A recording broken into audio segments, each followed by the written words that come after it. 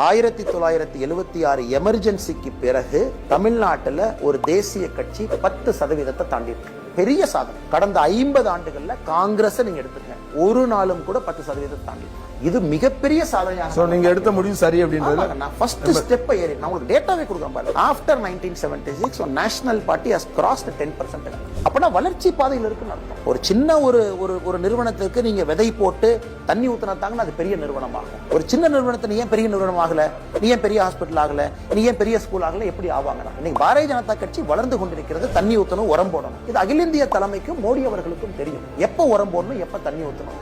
இன்னைக்கு அதை செய்து கொண்டிருக்கின்றோம். அதனால் நான் பெருமைப்படுகின்றேன். 50 ஆண்டுகள் கழித்து ஒரு தேசிய கட்சி 10% தமிழ்நாடு 10% இஸ் நாட் ஈஸிங்க.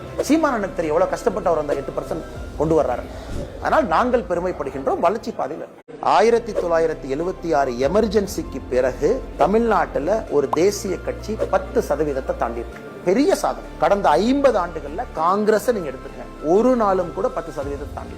இது மிகப்பெரிய சாதனையாக நீங்க எடுத்த முடிவு சரி அப்படின்றது. நான் ஃபர்ஸ்ட் ஸ்டெப் ஏறி நான் உங்களுக்கு டேட்டாவே கொடுக்குறேன் பாருங்க. After 1976 national party has crossed 10%. அப்பனா வளர்ச்சி பாதையில் இருக்குன்னு அர்த்தம். ஒரு சின்ன ஒரு நிறுவனத்துக்கு நீங்க விதை போட்டு தண்ணி ஊத்துனாத்தாங்கன்னா அது பெரிய நிறுவனம் ஆகும். ஒரு சின்ன நிறுவனத்தை நீ ஏன் பெரிய நிறுவனம் ஆகல, நீ ஏன் பெரிய ஹாஸ்பிட்டல் ஆகல, நீ ஏன் பெரிய ஸ்கூல் ஆகல, எப்படி ஆவாங்க? இன்னைக்கு பாரதிய ஜனதா கட்சி வளர்ந்து கொண்டிருக்கிறது. தண்ணி ஊத்தணும், உரம் போடணும். இது அகில இந்திய தலைமைக்கும் மோடி அவர்களுக்கும் தெரியும். எப்ப உரம் போடணும், எப்ப தண்ணி ஊத்தணும். இன்னைக்கு அதை செய்து கொண்டிருக்கின்றோம். அதனால் நான் பெருமைப்படுகின்றேன். 50 ஆண்டுகள் கழித்து ஒரு தேசிய கட்சி 10% தமிழ்நாடு 10% இஸ் நாட் ஈஸிங்க. சீமானனுக்கு தெரியும் எவ்வளவு கஷ்டப்பட்டு அவர் அந்த 8% கொண்டு வர்றாரு. அதனால் நாங்கள் பெருமைப்படுகின்றோம். வளர்ச்சி பாதையில்